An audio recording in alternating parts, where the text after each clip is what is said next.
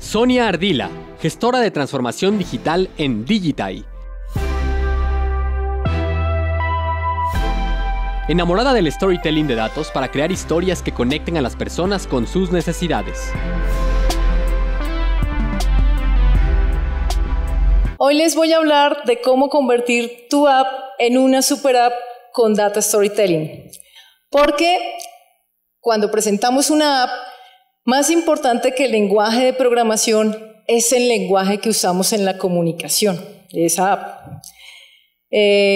Trabajo en transformación digital en digitai.net, soy coorganizadora del Meetup Machine Learning and Data Science Colombia AI, hago parte del equipo de Data Storytelling en Científica de Datos, voy a dictar el próximo curso de R en Platzi y corro 10 kilómetros diarios. Desde acá hay corredores. Muy bien. Bueno, entonces, primero les voy a presentar mi app sin Data Storytelling a ustedes, miembros del jurado del Platzi Demo Day. ¿Sí? Imaginémonos que estamos y que ustedes son el jurado. Entonces, mi pitch dice así. Muchos de nosotros, seguramente ustedes y yo, queremos aprender un nuevo lenguaje de programación, leer más libros, hacer ejercicio, siempre queremos mejorar y nos proponemos nuevas metas, muchas veces las escribimos en papel y muchas veces se nos quedan escritas y no las cumplimos y simplemente se quedan ahí como unos deseos. Pero eso es hasta hoy, porque ahora con SuperMe App podemos cumplir nuestras metas y lograr todos esos nuevos avances que queremos hacer en nuestras vidas. ¿Y cómo funciona? Pues compartiendo nuestros logros con nuestros amigos, todos los libros que leemos, todo lo que estamos aprendiendo, para que ellos nos motiven y podamos crecer más. Funciona muy fácilmente, esta aplicación en Java, disponible en iOS, en Android, en donde se puede crear muy fácilmente una cuenta, loguearse con cualquier red social y compartir estos logros en diferentes categorías como los certificados o diplomas que ganamos en cursos, los libros que estamos leyendo, nuestros nuevos récords deportivos, los eventos en los que participamos y en general todos los premios que nos ganamos en diferentes eventos. ¿Y cómo lo hacemos? Usando la cámara de nuestro celular para documentar la evidencia de esos logros y con esa evidencia compartirla y ganarnos medallas, trofeos, pero más que eso, ganarnos el aplauso de nuestros amigos por haber logrado ese aprendizaje, y ese aplauso de nuestros amigos es lo que nos motiva a seguir aprendiendo y seguir creciendo. Entonces, hasta aquí mi pitch de SuperMe sin Data Storytelling. No les di ningún dato, entonces, señores de jurado, crean en mí, Super App funciona. Entonces, ahora hablemos de Data Storytelling. ¿Por qué será que a los humanos nos gustan tanto las historias? Pues simplemente al cerebro le encantan las historias. ¿Y por qué le encantan? Cuando oímos una historia, las historias sincronizan el cerebro de quien cuenta la historia con el cerebro de quien escucha la historia. Y las conexiones neuronales empiezan a funcionar al mismo ritmo. Esto se llama acoplamiento neuronal. Y finalmente, esto en el cerebro lo que significa es una descarga de dopamina. Y esto se traduce en placer. Nos encanta la dopamina.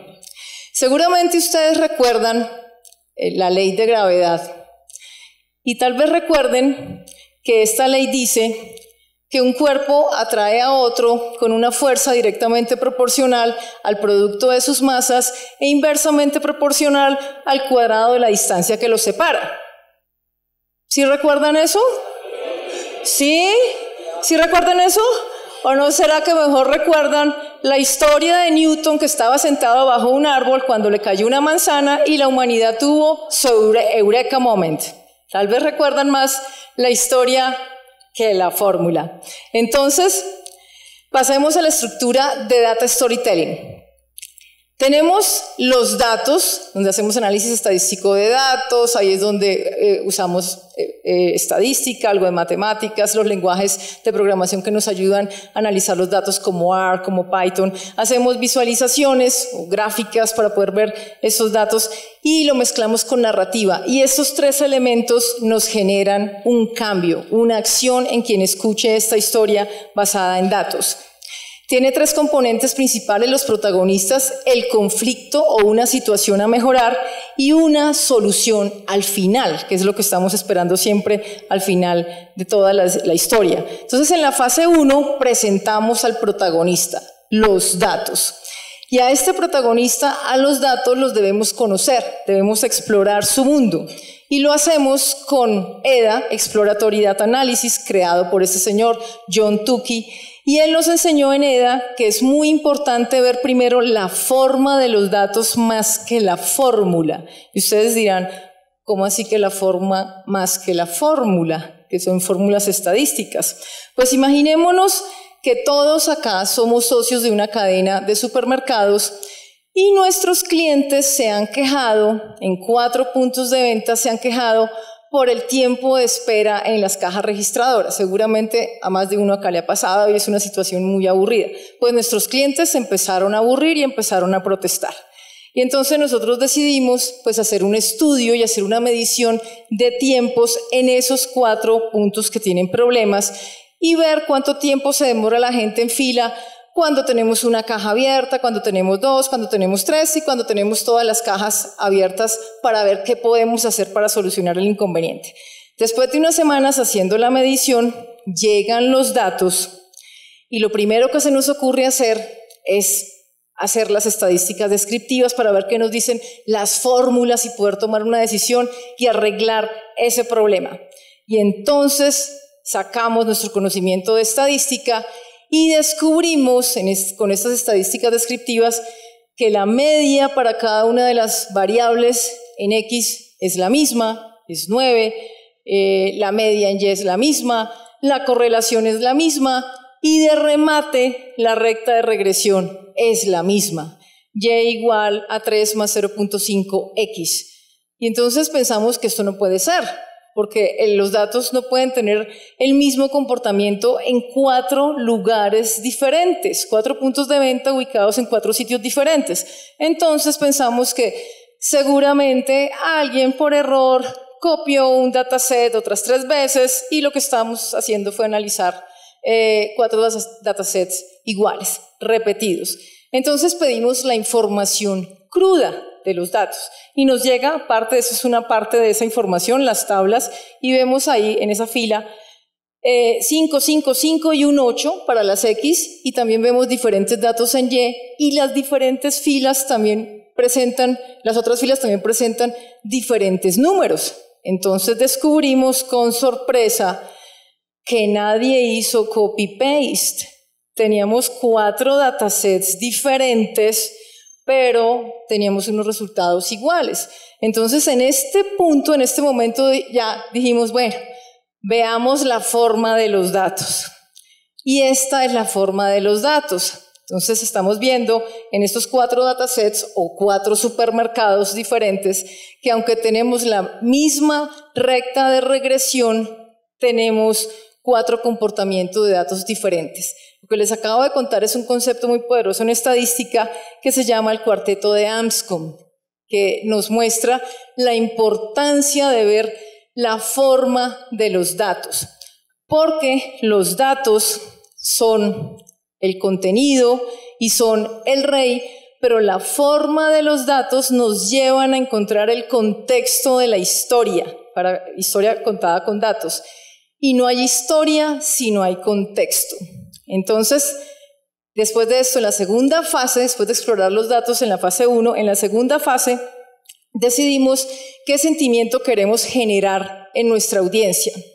Queremos que durante la historia que vamos a contar la audiencia se sienta feliz, sorprendida, muy sorprendida, pensativa, miedosa, con rabia, avergonzada o empoderada, con ganas de conquistar el mundo.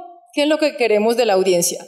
En la fase 3 vamos a tirarle piedras a los protagonistas. ¿Esto qué significa? Tirarle piedras a los datos. ¿Esto qué significa en términos de análisis de datos? Encontrar un outlier, un dato que se comporte distinto a la mayoría de los datos y que le dé un giro a la historia. Esto es como cuando estamos viendo una película y ya creemos saber quién es el asesino, y estamos seguros de saber quién es el asesino y de repente algo pasa y ups, resulta que ese no es el asesino. Entonces, ese giro nos mantiene pegados a la historia hasta el final. Para eso se usa el outlier. La última fase es ya cuando contamos nuestra historia con datos y logramos nuestro objetivo, el cambio. Entonces, volvamos a SuperMe. Si queremos un pitch con Data Storytelling, entonces pensamos, bueno, ¿qué nos motivó a diseñar esa aplicación? Nos motivó el crecimiento personal, aumentar la competitividad de la gente, de los países, de la sociedad, el tiempo productivo de la gente. Entonces vamos a hacer EDA, o análisis exploratorio de datos, para encontrar también el contexto. Y entonces empezamos a leer información. Nos preocupa la competitividad, encontramos información en el Foro Económico Mundial, y también nos preocupa mucho el tiempo. Entonces empezamos a leer sobre tiempo y tiempo productivo y de repente encontramos un artículo que nos llama mucho la atención. Los países con más días festivos en el mundo. Y ahí está Colombia e India liderando con 18 días. Y entonces nos quedamos pensando...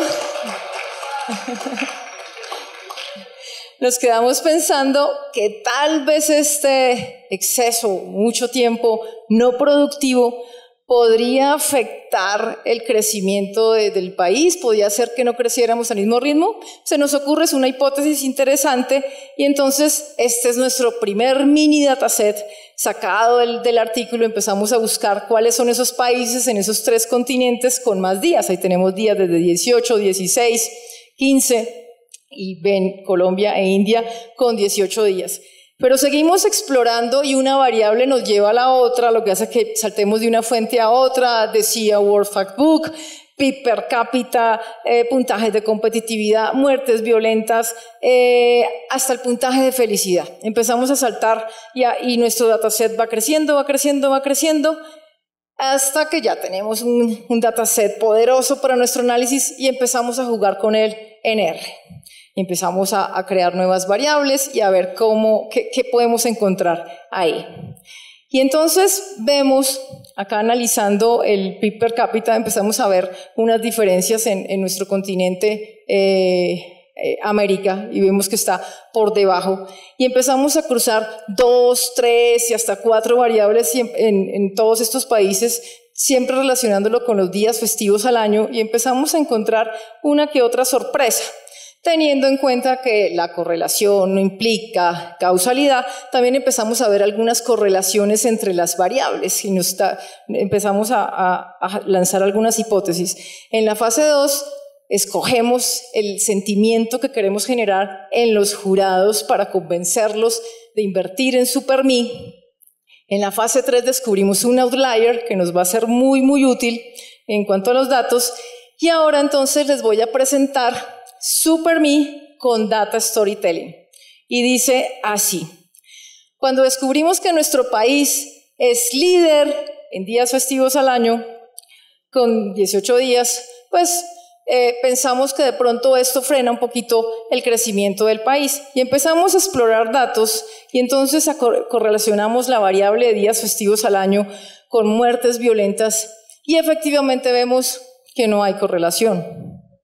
Y relacionamos entonces los días festivos con el trabajo informal. En nuestros países tiene mucho trabajo informal y tampoco hay correlación ni positiva ni negativa. Pero cuando relacionamos los días festivos con el PIB per cápita, en estos países con más días festivos al año, tampoco hay correlación. Ni positiva ni negativa. No podemos decir que a más días festivos menos PIB per cápita, y tampoco podemos decir eso con la tasa de desempleo.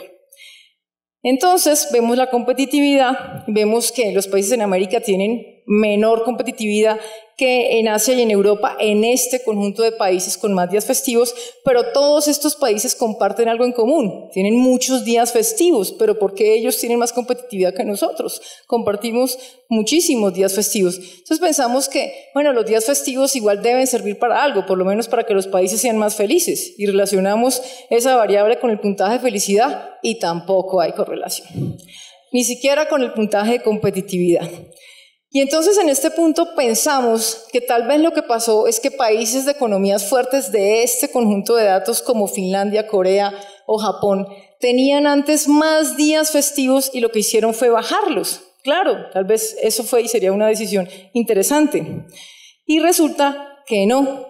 Japón tenía 15 días festivos en el año 2015. Pero como los japoneses no se tomaban los días festivos para desconectarse de su actividad productiva, Japón se tuvo que inventar un nuevo día festivo, el Día de la Montaña, su festivo número 16, que lo estrenaron el año pasado. Entonces, viendo esto, uno dice, esto puede explicar una situación como esta, noticias que uno encuentra. Resulta que este doctor, el señor Hinohara, murió el año pasado a los 105 años. Pero lo más sorprendente no es pues que haya vivido 105 años. Lo más sorprendente es que encontraron en su agenda actividades programadas para los siguientes 2 años. Participar en congresos, el señor era speaker, atender pacientes. Qué interesante. Entonces, cuando uno ve esto, uno dice, bueno, no se trata de los días festivos. Lo que ayuda más a un país a crecer es la forma de ver el mundo, la forma de ver la vida. No podemos culpar a los días festivos.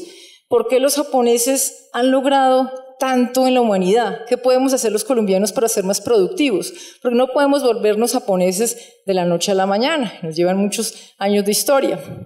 Pero lo que sí reconocemos es que nosotros, como colombianos, sí queremos lograr más metas, y si queremos aprender más, y si queremos leer más. Pero ¿qué pasa? ¿Y por qué a veces no lo logramos y se queda ahí?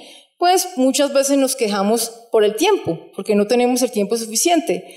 Y esto es cierto.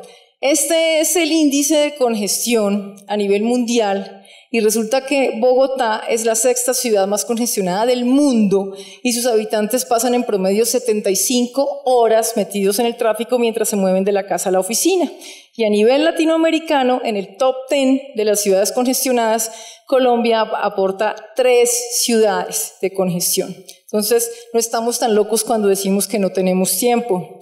Pero entonces, ¿qué podemos hacer para crecer y no dejar esos sueños escritos en el papel, en las metas escritas el 31 de diciembre? Aprenderé aprenderé esto, quiero mejorar tal cosa.